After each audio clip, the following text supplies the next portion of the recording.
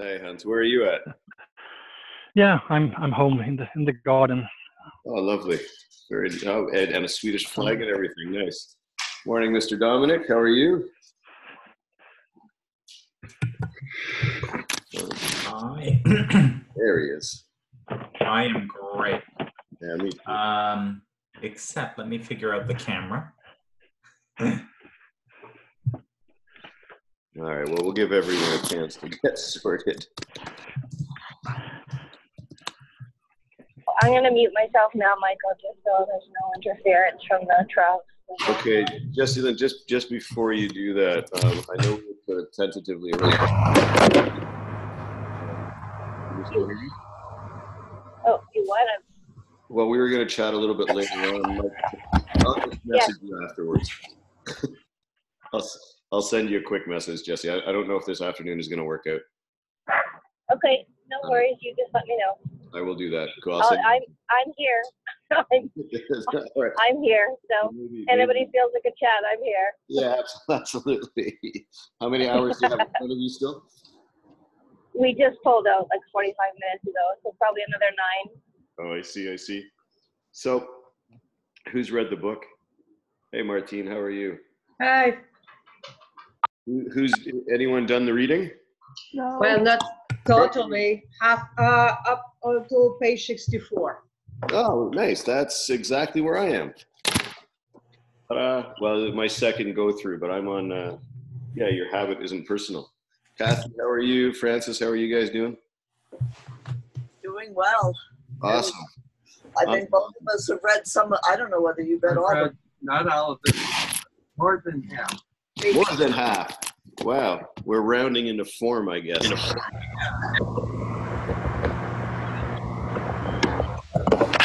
have to see how much Dominic has read. Oh, I'm on time through as well because I had read it before. Right. But I am I'm not very far in on the second round. Right. But I have my highlights from before. So perfect. Well, so as I said earlier, I have my meetup to a group today, so the once a month meetup, and that's at 11 o'clock. So I'm gonna shut us down at 1:45 to give me enough time to walk downtown to the spot there, if that's okay with everyone. What do we think so far? I like it. I like it. That's a good place to start. Anyway, what do you like about it? The simplicity of it so far. Yeah, I agree. It's very clear, eh? So if somebody doesn't know anything about the 3 Ps, like of the street, they just want to understand their habits, I think, I think the simplicity of it. Does anyone here, hey Dominic, does anyone here work with addictions or habit change specifically? Oh, there you go. I'm not sure. I was Martine, your hand going up threw me off. Was there someone else or not? Kathy as well, eh? So can I ask Kathy, what's your take on it? Well, Martine, or both of you from your experience. Is it an oversimplification? Is it spot on? What do you think? Pretty spot on. It is, because usually there's 2 or 3 emotions that drives the urge of the habit or the addictions, and she has a way of explaining it. So it matches my map of the world and the way I work with the emotions. So yeah, I like it. Right. Kathy? What about you? I think it. I agree that I like the simplicity of it, and I think that change. I think that we tend to look at change as being a lot more complicated than it really is. Ah. And I think this helps now, because I think it has to do with change. I don't know that it has to do with just habits or just addictions, or I think it has to do with change in general. I really like that.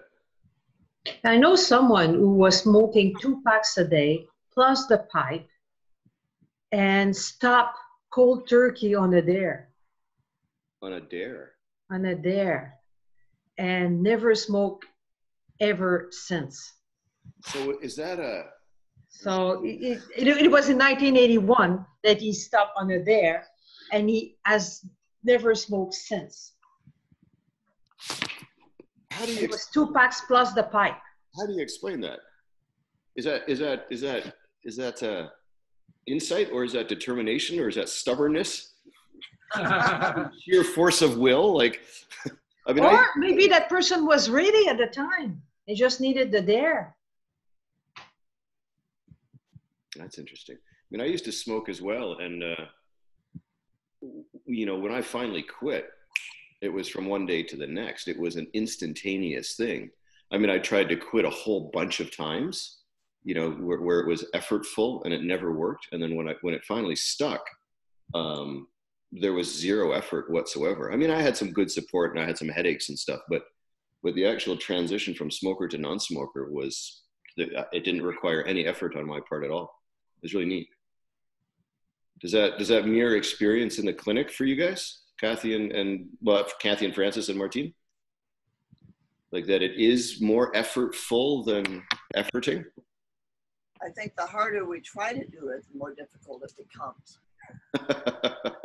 I usually work with the emotions. So once the emotion is not there, it's effortless because they don't need to anesthetize themselves of their feeling. And so it's effortless. My experience was that I worked mostly with teenagers who had alcohol and drug problems. And what I found is that it was a combination for them of not only quitting, but putting their focus on positive things, other things that they were doing in their life. They had to, in a way, create a new lifestyle that didn't match the addiction. So do you think it's true, like Amy's assertion that our habits are nothing more than efforts to feel better? Does that ring true in your professional experience? Big no there. Totally. So there's an innocence to it then, isn't there? Mm-hmm.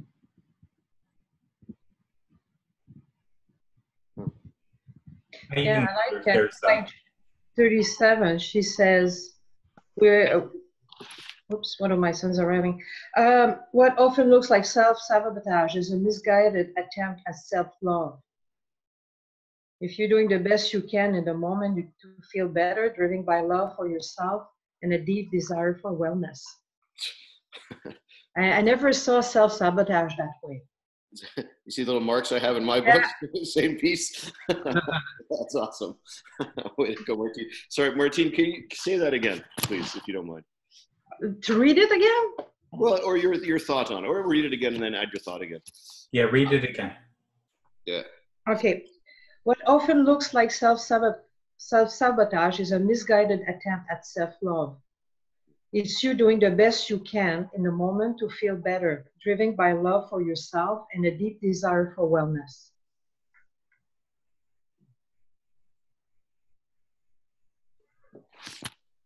And I never saw self-sabotage that way.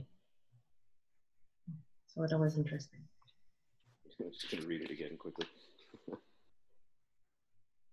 Like I hear that and I kind of think that, because it fits for me another sort of paradigm that just about how that it is your own wisdom guiding you by, or the way I might say it is a path of least resistance, an easiest path to relief, to feeling better.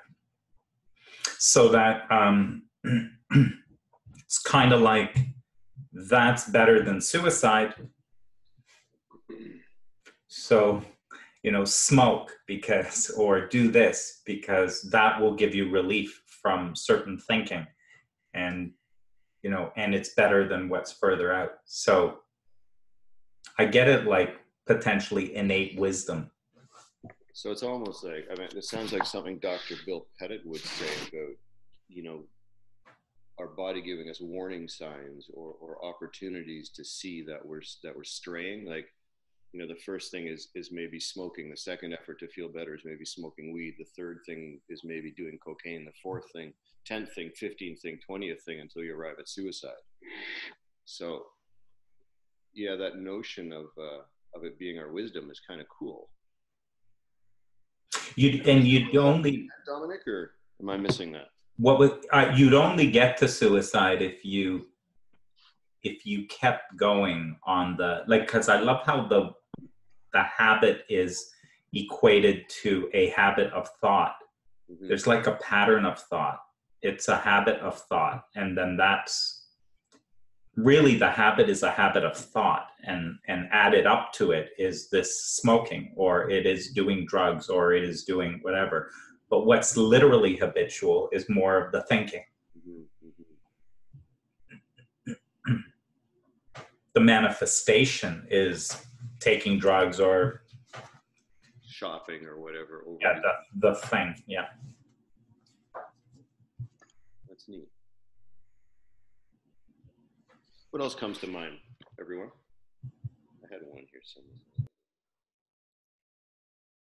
Actually, I had something that jumped out at me as something I wanted to question a little bit.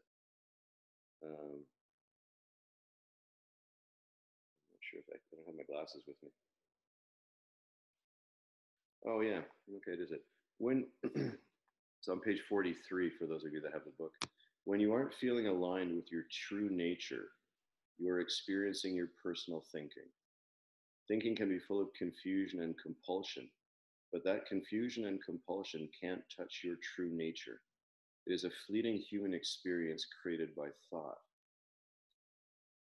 So what kind of jumped out at me there was, and maybe I've missed something along the way here, but don't we only just, so to what degree do we only just feel our thinking? I mean, we must feel our thinking when it's positive as well as when it's what we would call negative.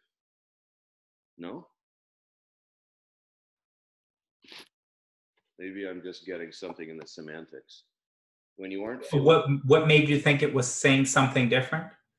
Well, when you aren't, let me just read it again. And maybe I just was reading it late last night or something. When you aren't feeling aligned with your true nature, you are experiencing your personal thinking. So when we're aligned with our true nature, are we no longer feeling our personal thinking? Does that drop away entirely in the connection to wisdom? There was an interesting study, just to sidetrack a little bit, that abandonment and connection is related also to addictions. And in those, like people that came back from Vietnam, once they came back and they go back to their old support system, they stop using, right? And they experiment with the rats. Now, when the rats were all alone in a little cage, they got addicted to cocaine. And once they put it in the right park and with all kinds of friends, cocaine was not interesting anymore. So they have this thought that I'm not connected anymore. So you're not connected to your true nature. So then drug might make sense at those times.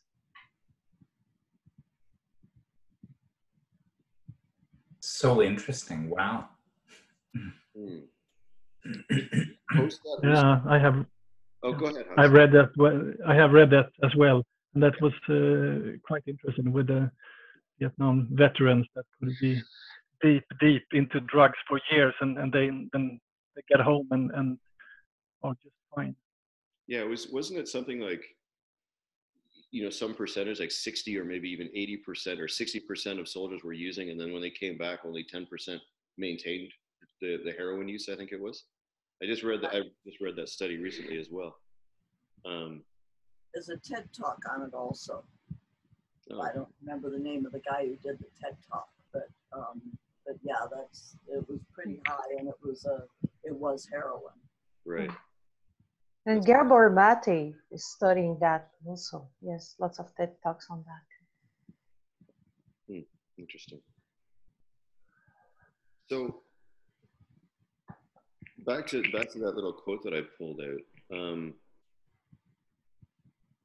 you know, that first sentence, when you aren't feeling aligned with your true nature, you're experiencing your personal thinking. Does that mean that when I'm aligned with my true nature, I no longer have personal thinking? Am I purely guided by wisdom? Does the intellect, so when I'm connected to source, does the intellect's invasion or shrinking of the connection stop? Like, we still have intellect. I mean, we're planning a trip out west right now. Julie and I are in a great place. We're connected to source. We're planning a trip. That is definitely using the intellect. That in my mind, that's personal thought as well, even though we're feeling not disconnected. Am I articulating? Yeah, you are. The part that I'm wondering about, because you're asking a good question, I'm just kind of like wondering about. It's like, and I'll just assert this versus, I know for sure that in the low emotions that it's personal thinking. Mm-hmm. Right? So I know for sure that that's my thinking that I'm feeling, right? There's some bullshit I made up, some sense of doubt, something, right? But your question is interesting because in the high feeling, you know, if you say we're feeling our thinking, in the high feeling, am I also feeling my thinking? Because my true nature is in that high vibration. Who I am is source energy. Who I am is mind. Right. And so there's kind of like potentially, I don't get, maybe theoretically, oh, well, maybe it's this. Well, theoretically, there is the potential of no thinking to be source energy. I get that, except you can't experience it. So in order to experience it, you'll need a thought. And so a thought will arise, and now you'll experience it. Because source energy is just that. I don't know. Anyway, then I know that I just asserted that. It might make no sense to anybody, but it just sort of, who I am is that. But in order to experience that, I need to think. There has to be. Yeah. But the difference between that thinking and the low emotion thinking, which is my thinking, right? So the difference between that thinking is I am receiving thought, and we call insights, we call, right?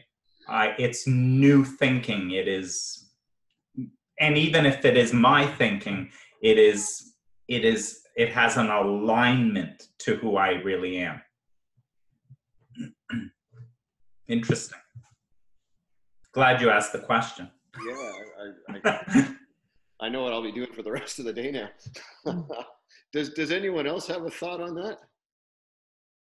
Yeah, my take on it is. Yeah, sorry. Go ahead. Yeah, that we only can have personal thinking. All the thinking is personal, and we are from true nature.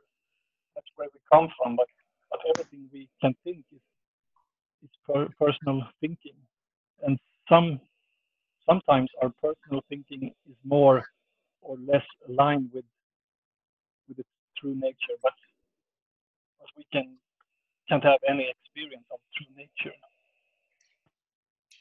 Does that make sense? You were cutting in and out a little bit, and it sounded to me like you were pretty close to what Dominic was suggesting. Oh, then it must be right.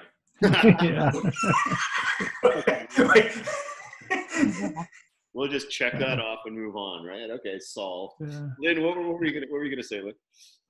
I was just gonna say that when I feel connected to my true nature, it's interesting what you guys said about thought. For me, it's a feeling. Like, it's a feeling when I'm connected to my true nature.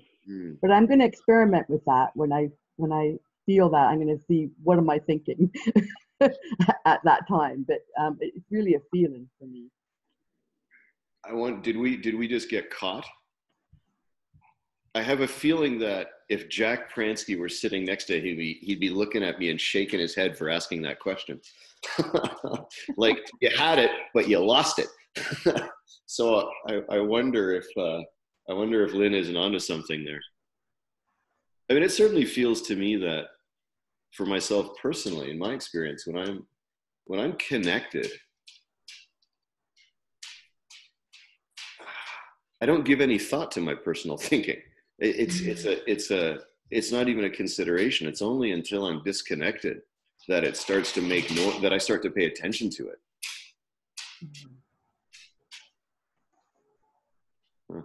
You will. Lynn, I like your example because I like what you're pointing at, because you are in a feeling, right? So you're in a feeling, you're feeling really good. Things are great. You love it. You know, then you go out and someone cuts you off in traffic.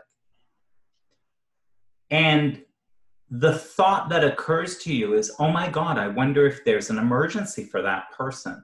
I hope they're okay. So notice I do have a thought, and my thought is very much in alignment with the true nature. It's very much in alignment with that feeling. Because who I am is my true nature, looking upon the same bullshit we all live through every single day.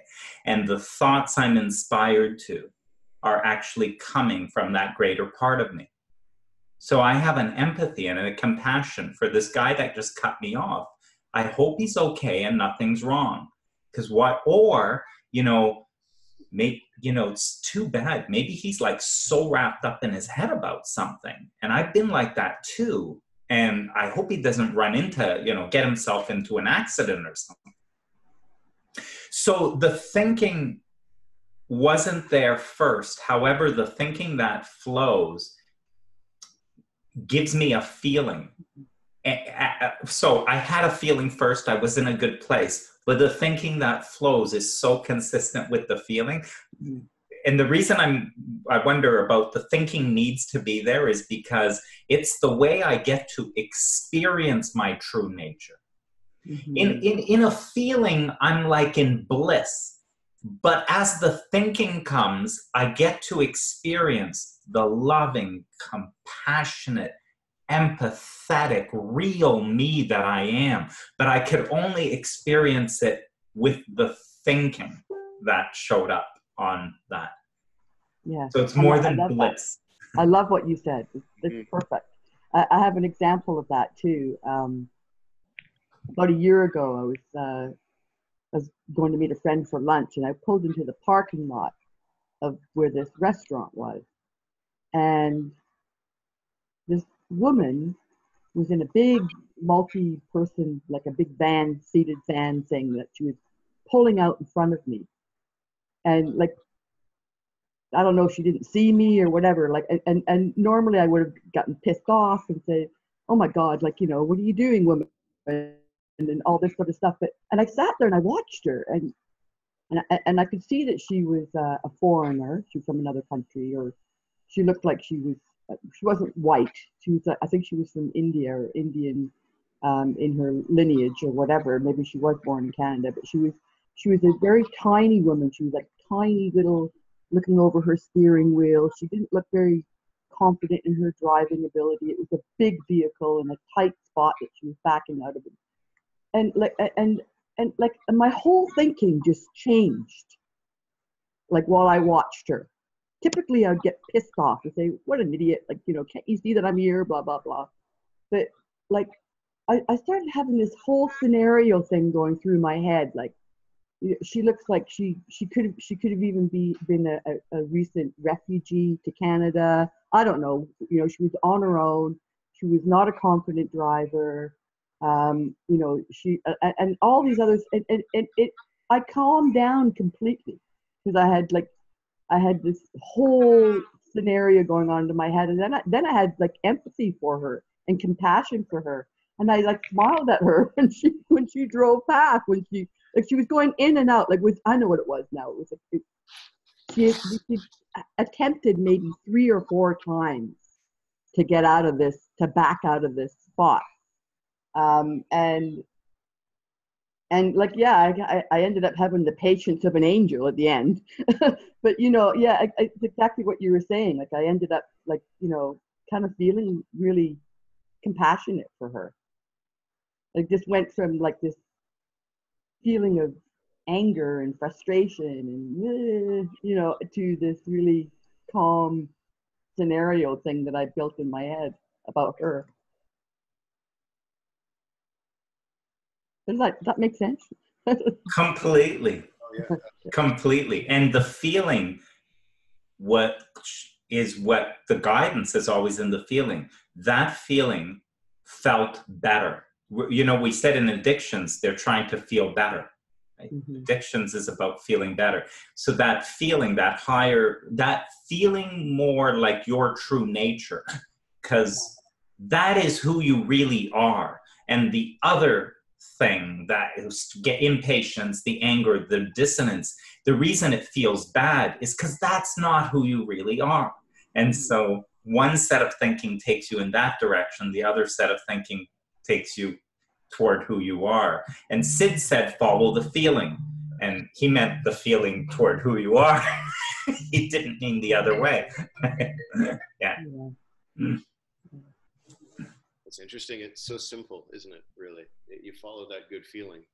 That good feeling opens you up to empathy and compassion, and what I'm hearing, or what it sounds to me like, is that the closer we are to acting from our ego or getting fooled by our ego, the less likely we are to act from a place of compassion. Why is that person taking so damn long? Don't they know I'm in a hurry as well? What the hell? Where'd they get their, all that kind of nonsense, right? So I'm sitting here listening to this and thinking to myself that both of those sides, though, are story. Both of those thoughts that have me feeling compassionate or whatever, and those thoughts that have me feeling, furious. Both of those are just stories going on in my thoughts. And so neither one of those are who I really am. Both of those are just story. The feeling only would be who you are. Just that vibration, the feeling is who you are. What if it's not a feeling? What if it's just a space of connection? That feeling truly does come from thought that truly is generated through our ego, through our functioning mind. Now the levels that we can generate are higher or lower. But when we're in connection with our true self, are we feeling, or at that moment are we in the space? And it's a space that really has qualities that we would put at a high level. Like, wow, this space is so open and loving and compassionate and all those types of things. But maybe that space is clear and the feeling doesn't come in until we have a thought. I love that. So maybe this is just for me, but if we only speak of it as a space, I say it's conceptual. I've now separated into some other thing, but I want to have one thing going on, because this is the trouble I have with, in non-duality, pointing to pure consciousness. I say that who we really are is a space in expression and experience. We are not any of those separately. So to say that my thinking here is some separate thing from my true nature, which is really somewhere else separate from here, I start to notice the separation.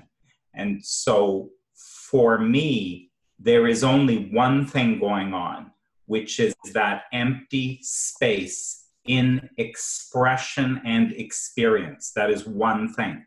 The minute I start to talk about an empty space, I've separated and conceived of something that does not exist. Everything is spiritual right here, right now, physically. This is an expression of who I am. All of it is. So that was mostly. Wouldn't that happen? And sorry, Francis, I'm going to let you right back in here. But Dominic, wouldn't that expression of who you are also include what we would call negative expressions of that space? Well, so the way I see that is that the negative expressions are a resistance. All right. So what does that mean? A shadow is also real, but it has no source. There is no source energy to a shadow. There is only a source of light. And if you resist it, you will certainly see a shadow. That's neat. I like that a lot. But it does not exist on its own. It has no source. It's not this thing that can show up. So your true nature is light, but you can either resonate with a purity of that. And by the way, in expression, you sort of always are less than pure of that, but you're feeling either closer to it or further away. The more resistance there is to it, the more it goes into anger, impatience, frustrations, and, like hatred. The less resistance in the thinking, the closer it is to just pure light. So that pulls us full circle. The more resistant you are, the more likely you are to do things that make you feel good, or that you think in that moment make you feel good. Well, you're always called to the light. So the addiction potentially is getting you less resistant. In that moment, yeah. Yeah, and I'm sorry, I would love to hear back, Francis. Yeah, totally. Because I kind of sidelined you there, Francis.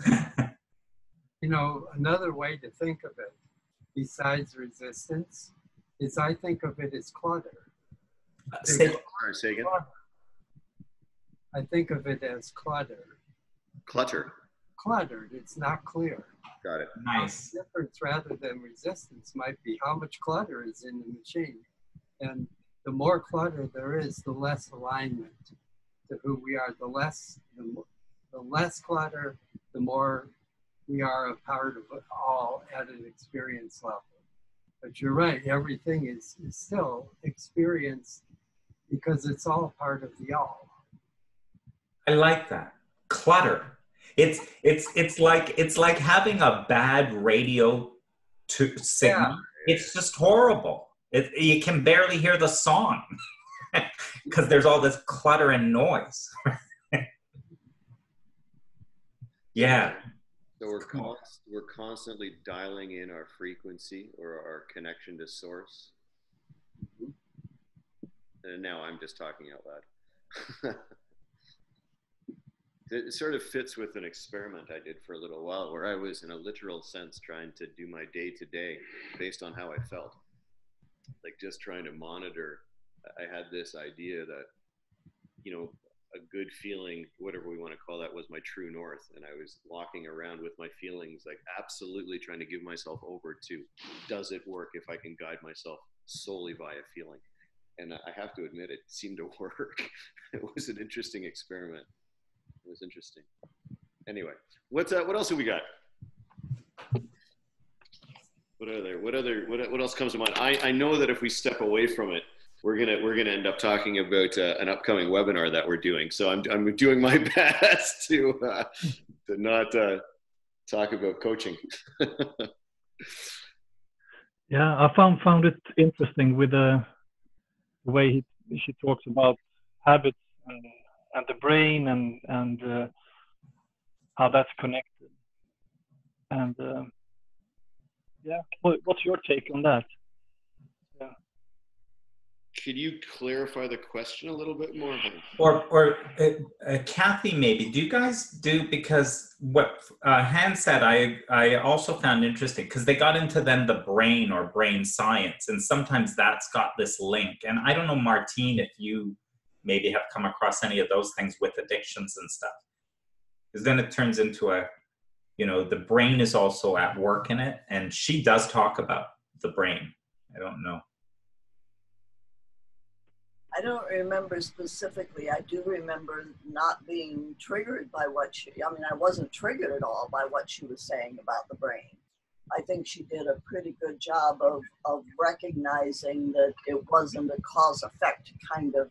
A lot of people who talk about brain and brain science talk about it as being cause and effect. The brain causes this. And I think she did, if I'm recalling correctly, she did a pretty good job of recognizing that it's not necessarily cause and effect, but there is, when we have a thought, it creates biochemicals, and the biochemicals can create thoughts, and so there's an interaction there rather than a cause and effect, if I remember correctly. Yeah. So, go ahead. Hans, could you ask your question one more time? Yeah, I'm reading out of the book now. She speaks about self-directed neuroplasticity and the wirings in the brain and What page are you on, Hans? Yeah, I'm reading it on my iPad. So there, maybe page 14. Brain research shows how the brain can change as a result of your own thinking, focus, and insightful understanding. Oh yeah. So I've given that a lot of thought, because I've been stuck in certain patterns of thinking for a long time, and now when I try to do it differently, it seems to go a bit slower than I want it to, and then I think maybe there's something about the brain that wants to trigger certain neurons in a certain way, and it takes time to make them fire differently. And I would just say that it's not necessarily that it takes time to make them fire differently, it takes an insight to make them fire differently. Yeah. Sorry, Kathy, could you say that again? My sweetie was just coughing right as you said that. That I was just saying that I'm not sure it takes time. I fall into that same thinking that, oh, it's taken a long time. I've had this train of thought for a long time. It's going to take a long time to change it. And yet I know that that transformation can occur spontaneously, just like that. And it doesn't necessarily, it's not on that time continuum. Just one insight can change everything. And so it might seem like it's pretty embedded and going to take forever to get it to disconnect, but my experience is sometimes if you're working on it, it might. But if you allow just spontaneous intuition to insight to come, then I think it can change instantaneously. I will say that most people, like panic attacks, I see lots of people with panic attack also. And usually why the panic attack stays for hours is because they are afraid of the panic attack, right? If they were not afraid of their experience, it will go over more quickly. And some of them have 8 panic attacks per day. So I do use the neuroscience. I have all kinds of little tricks that they can stop in 30 seconds. One is very well known now, just the heart breathing from a heart map, right? It's just the heart sending a signal to the brain saying, hey, it changed the biochemistry. It's been proven to change the biochemistry by doing the heart breathing. So the heart sends signal to the brain saying, hey, no, no danger here, and then changes the neurotransmitters, right?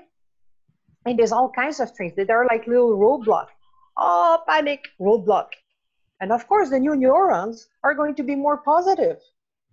And the more you do that, the old network disappears over time, a couple weeks, and rewiring the brain. And it doesn't take long. And if you add the understanding of that on top of that. In coaching, so this, what you're both saying is so resonant. I don't know if this will help Hans too, but in coaching, there's a guy called David Rock who does, he tried to do really all coaching based on, you know, neuroscience and all that. But I love the statement he makes, which says it is very difficult, if not impossible, to change neural connections, neural pathways. So once there's a pathway there, the neurons that fire together wire together, right? So he says it's very difficult, if not impossible, to change neural pathways. That's the bad news. He said the good news is it turns out to be very easy to create new ones. So instead of trying to work on that path and try and change it, you just walk a different path. And then as you walk a different path and you walk a different path and you walk a different path, you suddenly have a new path. So, but what he's missing there, I think, is what Kathy said, which is, but in an insight, you can almost walk a path and burn it, like burn in a new neural pathway. So we know that about insight. Whereas I think David would sort of say, oh yeah, now give them a new thing and get them to follow the new habit until that one kind of wires in. How about if it's not all happening in the brain? But what if we're part of a mind that is much larger and beyond that? And basically when we try and explain things only from the position of the brain, we're forgetting that we're so much more, we're larger. And the plasticity in the brain may have a lot to do with the fact that we are much, much more than just neuroscience. No, I think that's the most important statement yet. because that statement, I would say, Francis, is what's true. But and so then the brain is an after the fact sort of manifestation of the truth of what you just said. But at least with the brain, I think the thing with neuroscience and all of that is at least they can actually see it. Yeah. Whereas what you just said is what's actually happening. Yeah. Yeah, that was pretty profound, man. That was pretty good. So we're actually... Oh, I missed it. Can you say it again? My son was talking to me. Oh my God. Real quickly, what I said is that we're part of something much larger than the brain. You know, who we are is a part of a mind that is bigger than what's housed inside of our own brain. So that helps us to, you know, explain how something can be so, from our perspective, plastic that it changes so quickly. The explanation can't just come from within the physical part of us.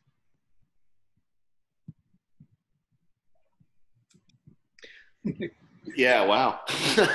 So it happens to be 10:44, which is when I said I was going to have to go. I can't think of a better conclusion than on that, Francis. Thank you. Yes. You brought the house down, man. Well done. Thank you, Francis. This one I will be listening to again for sure. Before I head out, I wanted to show you my new T-shirt that I got. I don't know if you can nice. Right? Be a nice human. So I'm going to go off and go to a meetup and go and try to be a nice human. And I hope you all do the same thing. And let's try to get, the book has about 200 some odd pages in it. And this never works, but why don't we say, let's get up to, say, 100 by next Saturday. Sound good? Awesome. Yeah. Awesome. Thank you. Thank you, everyone, for spending some time. Happy Canada weekend. Oh, yeah, that's right. Have a great Happy long weekend, and you guys are July 4th. Yeah. That's right, Kathy. Have a great weekend, guys. Thanks, Jesse. Then we'll speak soon. All right, goodbye, everyone. Have a wonderful rest of the weekend. Bye. Thanks so much. Bye-bye. Bye. Bye.